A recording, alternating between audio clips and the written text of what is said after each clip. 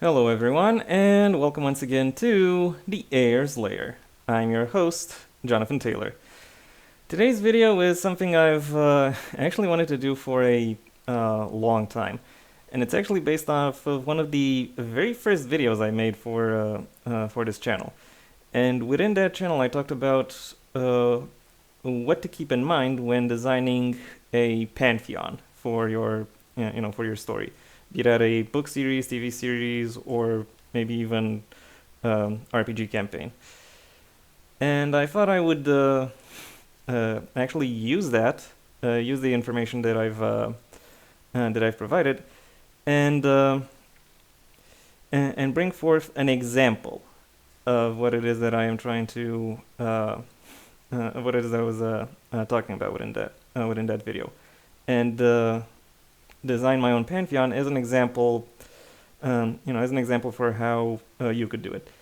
Then again, as I was putting the examples together and figuring out how to structure this workshop, I realized that my ideas might differ somewhat from how from how your piece of media, whatever that is, would end up coming together. So keep in mind that this example isn't meant to be a set of anchor points.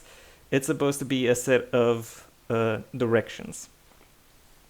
You can try to aim for certain for certain places I go to, but your goal doesn't necessarily have to be to arrive at those same goals. Anyway, without too much further ado, it's time I delve a little bit into this workshops, and I'm gonna start by answering the questions that I structured that video around. The first one of these questions is okay. I should probably enlarge this text here. Sorry for that. Yeah, I'm still working some kinks out. Never mind.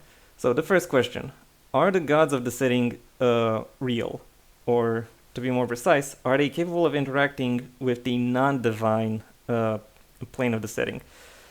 I think that is the question I thought would be the most important, because it is important to know if you have that option within your within your story. Because if you think about storytelling as a craft, as a level of skill, you have to know what kind of tools or what kind of implements you can access in order to in order to craft your story. And divine figures are in that sense one aspect of the setting. And if you know that these divine aspects, that the divine plane of your setting can influence its other aspects, well, then that changes the parameters you have at your disposal. Then again, the characters within that setting would also have to know that this is a possibility. But anyway, that's beside the point. So for the sake of this question, are the gods real and / capable of interacting with anything that isn't a god? And for the workshop I'm going to hold, for the sake of this video, the gods do exist within the within the broader setting of the world. However, their influence is pretty much limited to doing favors for various worshippers, or sorry about that, to what I would call quality control, i.e., making sure nothing goes too overboard within the cosmic scale of things. The next question: do beings other than gods exist in your pantheon / mythology? I refer to it as a pantheon, but truth be told, mythology might be a better term, and because for some reason I was considering those to be synonymous. Actually, the pantheon is just a smaller part of mythology. Still, if we consider that aspect of storytelling as a craft, it is important. It is important to figure out what aspects, what your tools are. So if there are other beings aside from gods that have supernatural abilities. For the sake of this video, I'm gonna go with no. Perhaps the world overall could perhaps have some kind of monsters, but I am not concerned with these, with those monsters themselves. Except I might name opportunities how they would, emerge. But anyway, to keep this video simple, and perhaps also its second part because of reasons, I'm gonna say no. The third question I asked is, what do the gods embody?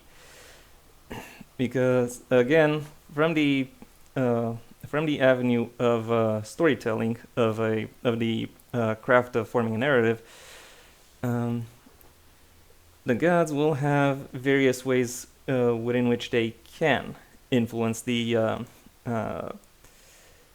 narrative. Various things that they are able to do. And it's not simply a matter of power scaling, where if someone can, if a human can learn a whole slew of abilities, that means gods are naturally experts at all of them. That's not necessarily, not necessarily how it works. So, and also it helps. Also, it helps a little when it comes to fleshing out and establishing some level of dimension to the story. When you wonder, well, what is it that these gods can do? What abilities are they granted? And also, how are their abilities limited, to the extent to which they would be limited, if at all? And for the purposes of this workshop, I thought I would go perhaps somewhat outside of the realm most people would interact with this question, because my aim is to showcase not just the Pantheon existing, but also how it would emerge, how it would develop. And by that token, I don't mean that I'm not talking about how they would emerge within lore, because if you look at lore, I am pretty sure that most deities emerge from how they interact with with regular human societies, to all the way to creator deities. So in that sense, they're kind of working backwards chronologically for the most part. I within this video will go forwards from a chronological standpoint, from going from primordial deities to the modern ones that would have the most lore around them. And in that way, they will also, the values they embody, or the aspects of reality that they embody, will reflect that as well. They will go from the abstract to more specific, and they will go from the expanses of from the expanses and nature of existence to various smaller things, such as specific human activities. And finally, the fourth question I asked in that video: how are the gods connected? That means if there is any kind of relationship between them at all, what does that connection look like? The most popular option really is to have them all be related and sort of have, and therefore you would have like generations of gods that would be each other's children and overthrow each other in a chaotic mess of drama and power. The Greek pantheon works that way. The Norse pantheon arguably kind of works that way. I'm pretty sure the Aztec one does too. So, that is something that will come up quite a bit. My ideas for this pantheon are a little bit more ambiguous. While some gods being the children of others is something I would be interested in, it is not the main focus I have in mind. Rather, I think some would just emerge through the various interactions that the gods would have with each other. so you can imagine some of them would just be created through the through their various actions. So to that end, my Pantheon will be created somewhat through basic biological reproduction, somewhat through a series of golem narratives. And now that I have the specifics down, I could start just developing them, but I also need a little bit of a theme, something of a narrative hook to really get the really get the story going. I imagine most people who would be trying to do such a workshop would perhaps not be interested in it, or not be interested in the same theme I am looking for, because reasons. And the reasons being they already have some kind of setting they have in mind, and therefore they already have some kind of society in mind which is built around a certain specific set of values, and it is from those values onward that they can develop their their pantheon, and also they would develop it somewhat backwards compared to how I intend to do it within this workshop, from the gods that are most directly relevant to human activity to the gods, to the gods that would have been the creator deities and such. Anyway, given I do not have this setting, I still need some kind of theme, some kind of hook based off of which I can go off and create these gods. And for the purposes of this video, I have decided that theme would be the Myers-Briggs personality tests. No, personality types, sorry. Yeah, I know, it's astrology for managerial class. It is it has no psychological basis. I know all of that, but I am not using it for its psychological relevance. I'm mentioning it for its potential as a storytelling or story crafting theme within this case. And truth be told, there are a few aspects about the Myers-Briggs personalities that makes them very interesting to deconstruct for the purposes of a video such as this one. Before I get into those, I first have to clear up a certain misunderstanding, or a certain simplification of the existing understanding. Because when addressing when talking about the Myers-Briggs personalities, most people think they are just, a series of 4 dichotomies, where one is either extroverted or introverted, intuitive or sensing or sensory, feeling or thinking, or judging and perceiving, and then your personality is simply some mixture of one element from each of these dualities. Truth be told, humans don't work that way. The human mind doesn't work that way, and a lot of people are very effective at pointing that out, and they think that because of that makes the Myers-Briggs personalities as a whole irrelevant, when in truth it only means that the simplification that occurs is generally bullshit. And the simplification basically arose because because people have tried to equate it with the ocean model of personalities. That's why you'll sometimes also have a fifth duality here, assertive or turbulent, in order to match that. But in truth, the Myers-Briggs type isn't just some pale binary imitation of the thing that psychologists typically use to describe personalities. It's its own intricate, distinctive system, and it looks something more like this, where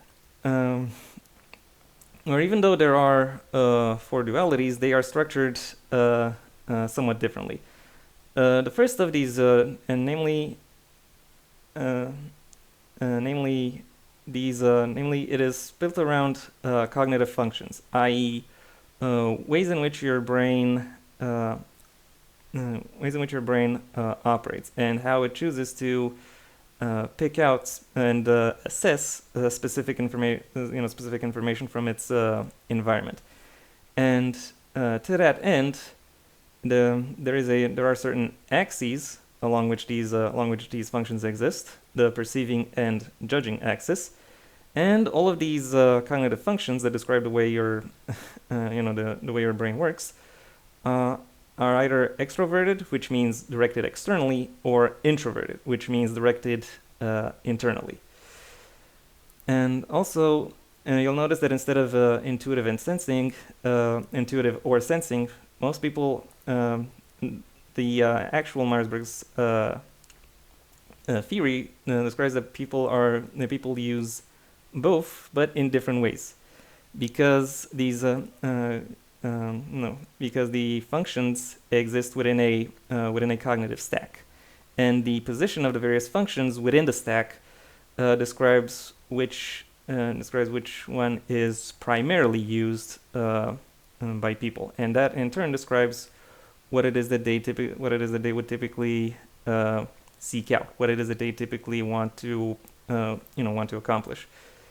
And one funny thing about this is there are actually two funny things to consider, because in a lot of ways these axes, the perceiving and the judging axis, are symmetrical. So if you consider the cognitive function stack, whichever function occupies the first place within the stack, it's complementary, either perceiving or judging, will occupy the fourth position in the stack. And furthermore, if the dominant function is extroverted, the first function within the stack is extroverted, the last one in the stack will be introverted. And then the other functions in the stack, well, I'll use as an example the most popular personality type, ISTJ. That means that the first function is sensing, introverted. The second function is thinking, extroverted. And that's how this works. It's basically functions of alternating directions, each of which dictate when put together, dictate what it is about people that they value, or they or they assess when it comes to functioning within everyday society, or even just or even outside of it. There are some limits to this, and there are some criticisms, including one I've actually made myself in a second channel video, but that's beside the point. This is basically the theory. This is basically the main theory summarized when it comes to the Myers-Briggs personalities. So how do you translate this into a pantheon? Well, you do so by starting with the very basics. Let's go with font size 12, and I'm gonna go with the I'm gonna underline this as well. The first generation, and first generation of gods would be the primordial ones, so the ones that would describe the largest scale of the universe. And to that end, when looking through this, for this particular lens, the obvious choice would be to have a god representing extroversion. Let's call her Exa. A god representing introversion. Let's call him Inus. And then we got a god of perception. Let's call him Po. And a god of judgment, let's call him Jeff. Or wait, even better, Jeff. Of course, this is not. Of course, these are not the actual functions they represent, but rather when you look at it from a cosmic perspective, like the originator, progenitor, creator of the world. I'm thinking Poe could be like the god of space, both in terms of outer space, cosmic space, or what the ancient Greeks would call chaos, like the great void outside of and that is that extends beyond the world. One could also call him the sky itself.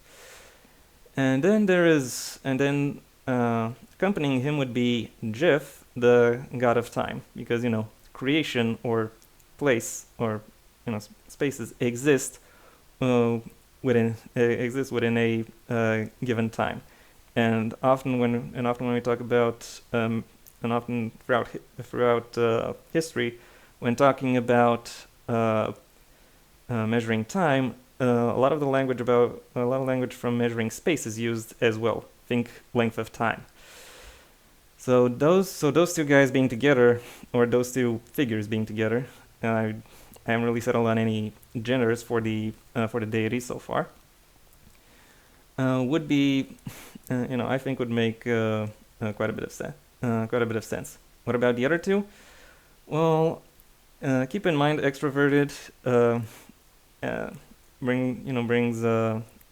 is about being aimed externally. It's about it's about seeking out or creating external stimulation. So I'm thinking Exa could be a deity of creation, someone who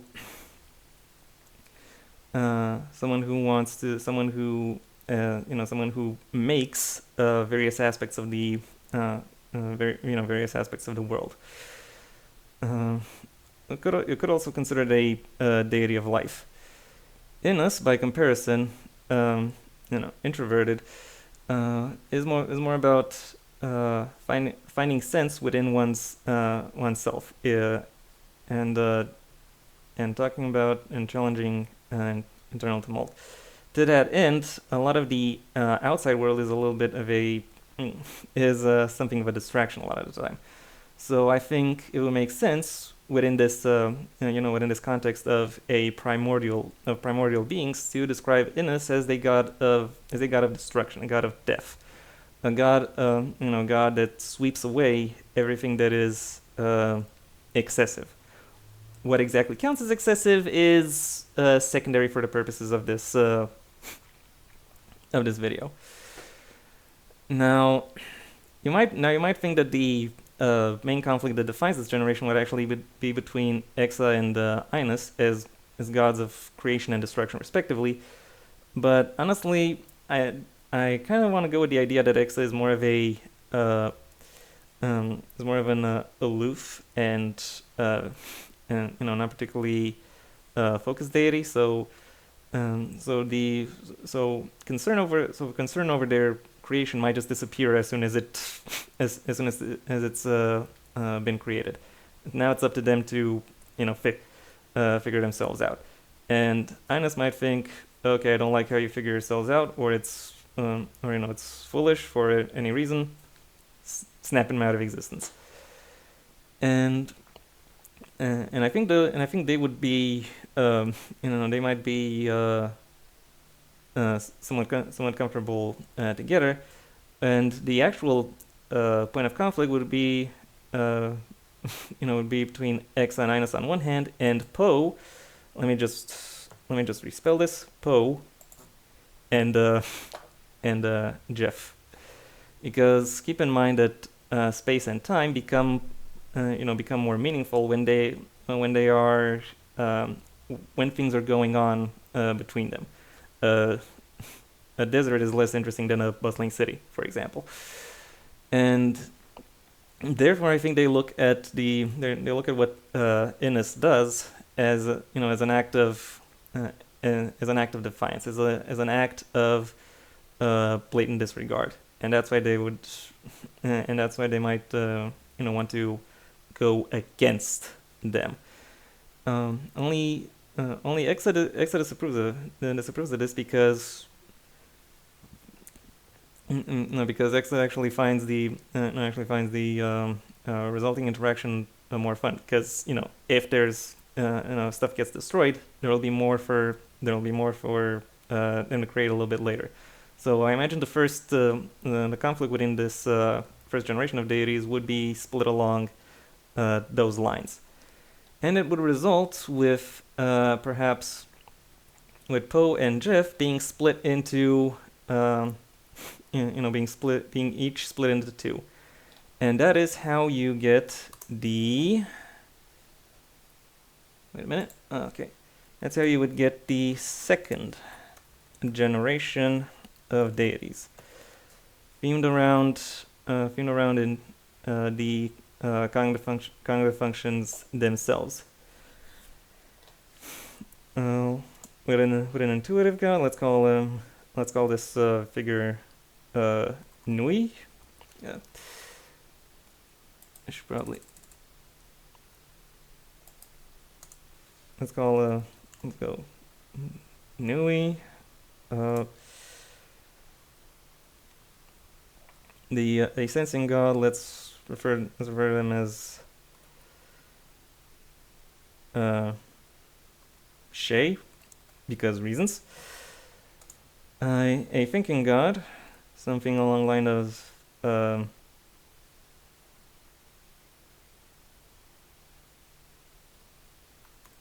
Fig, because why not?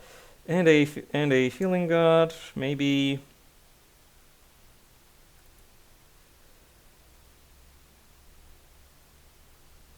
Thalia. I don't know. I just came up with a random series of letters. In case you're wondering, Poe and Jeff would still exist, but maybe in a diminished state. Then again, perhaps so would X and Inus as well. It could be argued that Poe and Jeff's destruction also created a destruction or split. Could have also caused an underworld or or a realm of the dead to exist, alongside perhaps various others. And so what do Nui, Shafig, and Philia do? Well, I imagine Nui would be, would perhaps be a deity of, of dreams, or of visions of unreality of the world beyond, and of the world beyond. Shay would perhaps be more specific.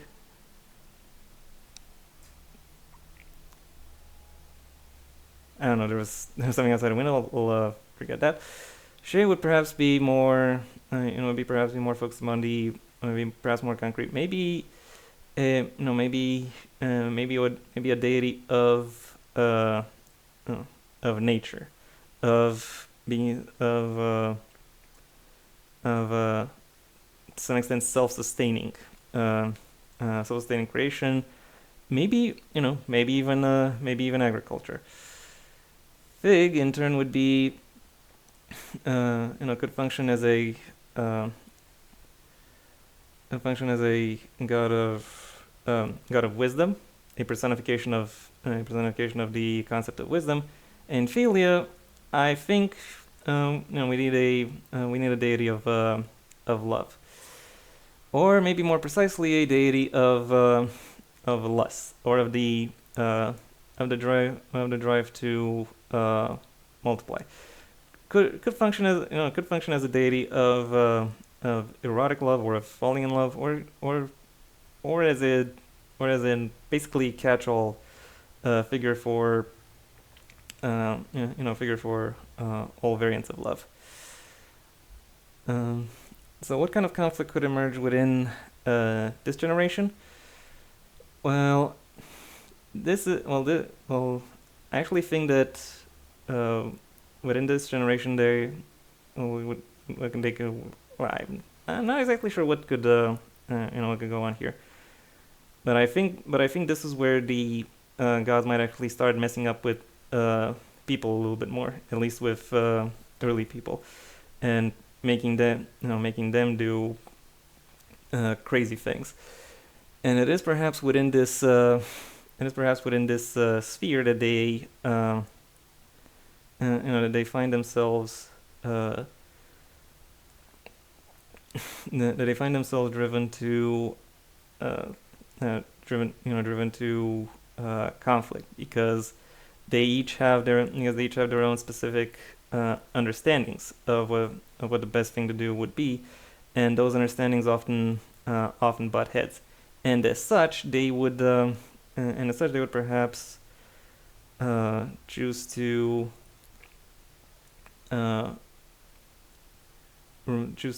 represent various aspects, various parts of themselves within.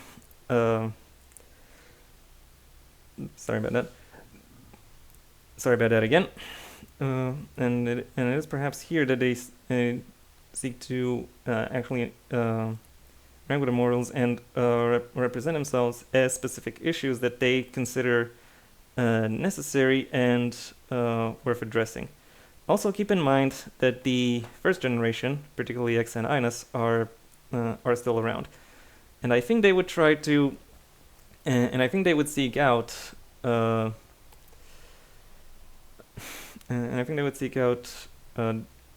support from them, whether or not X and Inus actually wish to provide it or not. And it is from these conflicts that I think they would sculpt that I think Nui, Shay, Fig, and Thalia would construct new iterations of themselves, and these new iterations would be the third generation of deities.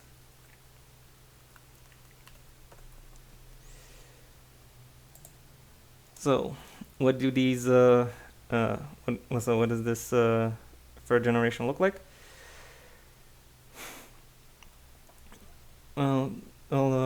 Let's go through the potential creations of these second generations. I'm gonna start with the amalgamation of themselves that Nui makes with Exa. Let's go and let's call that Ente, which funnily enough is German for duck. You need that kind of you need that kind of you need a little bit of that humor to really really make it work. Actually, wait, I have a better idea. N-ray. I have because later generations will have as otherwise that'll make later generations a little harder to put together. Anyway, N-ray would be extroverted intuition. Now, if Nui is a general god of unreality, or of unreality, I think N-ray would be a specific, would perhaps be a specific iteration of that. A deity of madness, madness and illusion and deception. Someone who could, someone who would be able to create impressions. Sometimes correct, but sometimes wrongful. They are just ideas that, and therefore it is an embodiment of a set of the set of ideas that people have. Even if they don't choose, and they personally have little control over. You can think of maybe N-ray is the deity of intrusive thoughts, for example. The next generation would be Nui and Anus, and I think they're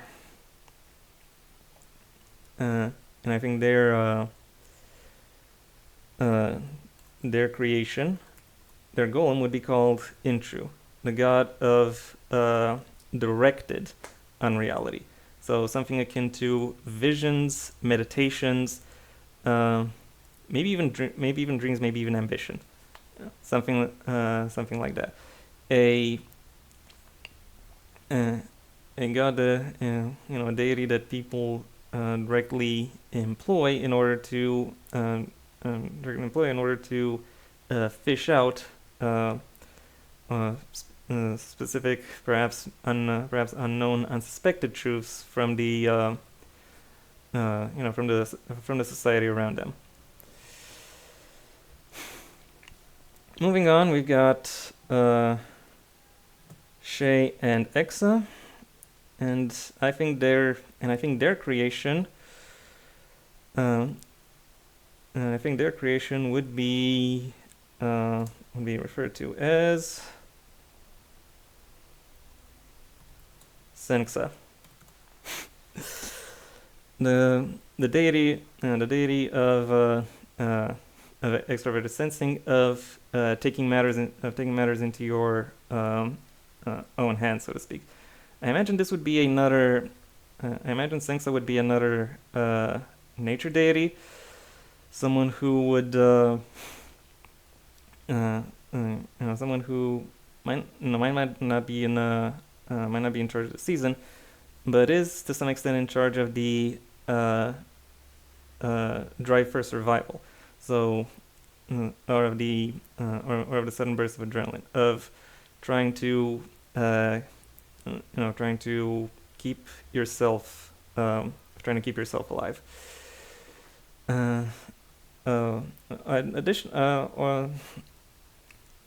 I would also think that Senxa could be a god of various forms of artistry, like, I don't know, music, sculpting, painting, etc.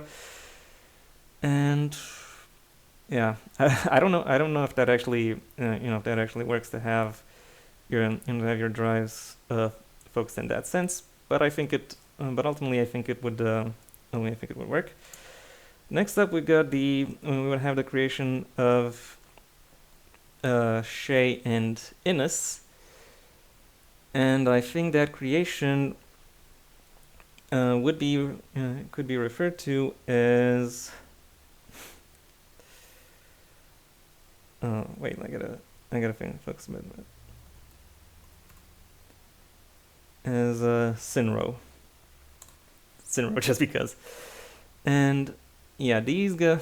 And I imagine Sinro would be to some extent a deity of time. There already was a deity of time in the first generation of this pantheon, namely Jeff. However, I choose to think of Sinro as a different dimension of time, because I think that would have been perhaps somewhat easily accessible to the to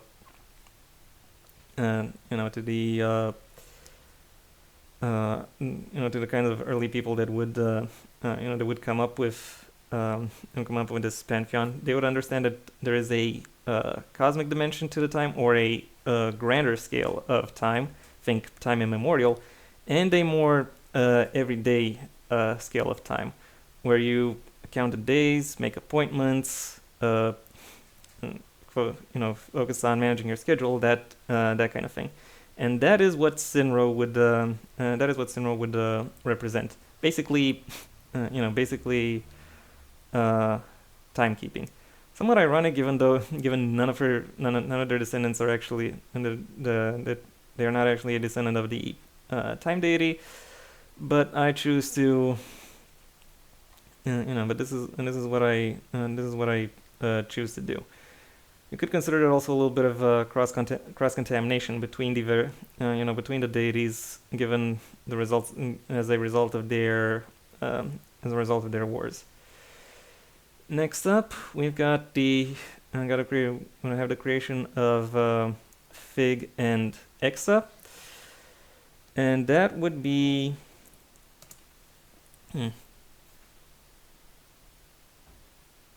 That would perhaps be someone like Fexen. Don't ask me why. I think I'm gonna go with Vexen. Who I think, and I think Vexen would perhaps be the god of, and as a representation of extroverted thinking, I think Vexen would represent external action undertaken by people. So think perhaps law or law and education, and otherwise the ability of people to put in place processes that describe prescribe how it is that they should function. Next up, Fig and Innes would perhaps lead to the creation of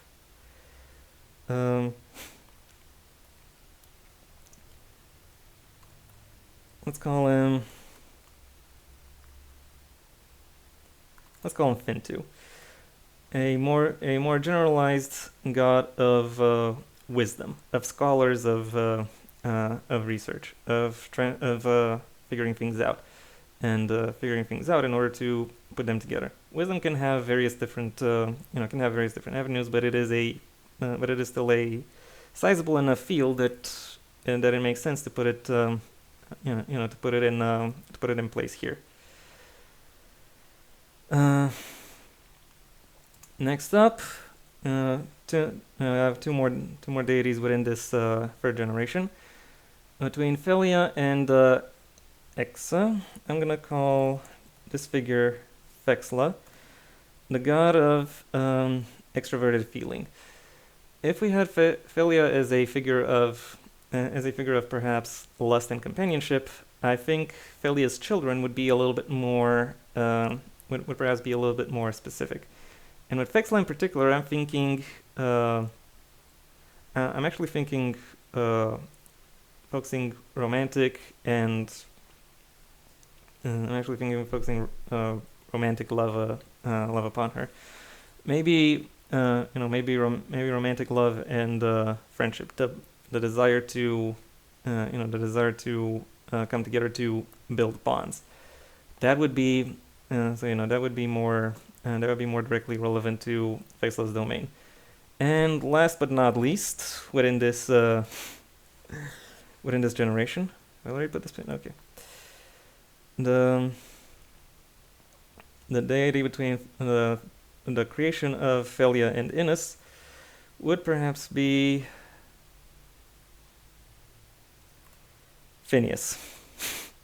This is perhaps the weirdest spelling of Phineas that anyone's ever made, but I don't really care much. This is what I'm going with. If Fexla has external romantic and friendship love, I think Phineas should have not the erotic aspects. I think those can stay within them. I think those can stay within Felia. I think Phineas could perhaps be a family and friendship deity, someone who represents that which you only share, that which you share to the people who are closest to you, and to whom with whom you can entrust your, so to speak, deeper self. And yeah, there we go. We have 16 deities, and we haven't even touched upon the actual Myers-Briggs personalities yet. And we have, for the sake of revision, we'll have Exa, the god of creation / life. We'll have Raki, Innes, the god of destruction / death. We have Po, the god of maybe not space, but of the void, of the void, or yeah, I'm gonna say it's space of room of expanse. And we've got Jeff, who is a time deity, or cosmic deity, time immemorial. Their children, actually not their children. Their results are Nui, the god of the god of the surreal, which would arguably make him one of the more perhaps the most powerful deity to have ever existed within the Pantheon. Then we've got Shay, who is in general a perhaps nature deity, someone who prescribes the existence of nature. You could also associate all of these gods with the seasons or the elements, but I'm not going to do that. Next up, we've got Fig, who is a figure of wisdom. And then we got Philia, who is a god of love, or slash lust, because I'm not exactly sure to what extent, the early people would actually make a difference. Because yes, I am very much thinking that this would be a kind of story that early or pre-modern people would tell themselves, or that these figures would involve themselves within that society.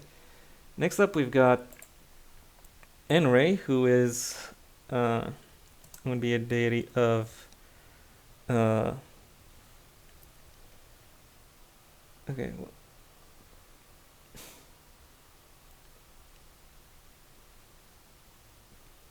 I said okay. What did I say? A particular brand of unreality, of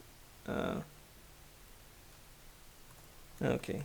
Let's say let's say delirium. Delirium slash chaos, but chaos in the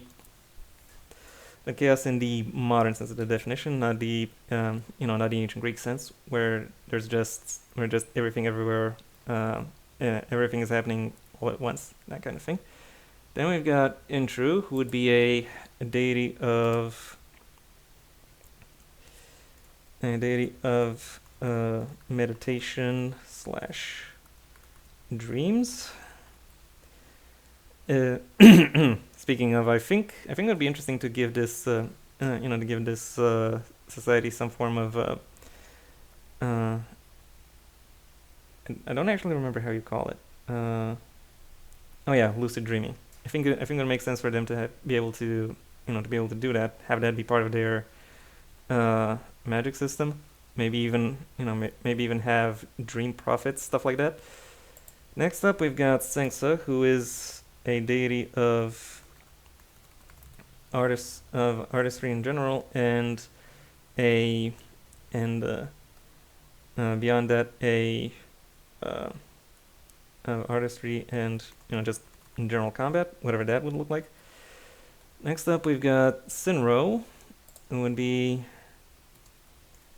a god of another god of time, or a god of the or a god of time. I could really go this way, time management. Okay, next up we've got Vexen, the god of and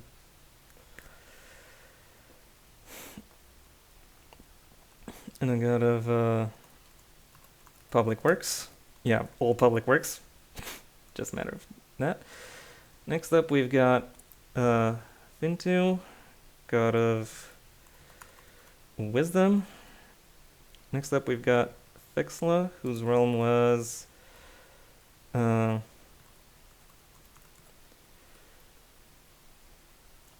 not family. It was romance and Phineas would be family and friendship. I do like the idea of these two being, being connected. The idea of so I'm thinking about a society that is influenced by these deities and therefore has a stronger concept of, and to whom a found family is perhaps potentially more important than, their flesh and blood family.